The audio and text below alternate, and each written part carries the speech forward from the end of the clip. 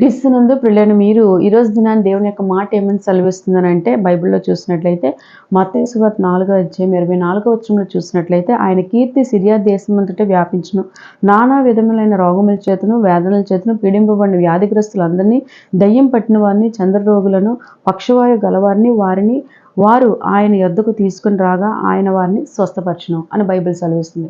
కనుక ఏ యొక్క రోగాలతో కానీ, అనారోగ్యాలు కానీ, దయ్యం పట్టిన వాడితో కానీ, ఇంకా ఏ రోగాలైనా సరే మిమ్మల్ని వేధిస్తున్నా, బాధిస్తున్నా మరి వారు ఆయన యొద్దకు వచ్చినప్పుడు ఆయన వారిని స్వస్థపరచని చెప్తుంది. కనుక మీరు మీ ఇంట్లో కానీ, మీ బాధలతో కానీ మీరు ఉండిపోకుండా అందుబాటులోని చర్చెస్కి వెళ్ళండి, స్వస్థత పొందుకోండి, దేవుని యొక్క సేవకులతో ప్రార్థన చేయించుకోండి, చక్కగా మీరు స్వస్థత పొందుకోండి. అంతేగాని మీ అనారోగ్యంతో మీరు బాధపడితే మీరు స్వస్థత పొందుకునే విధంగా ఉండదు ప్రియులారా. దైవజనులు పిలిపించుకొని ప్రార్థన చేయించుకోండి.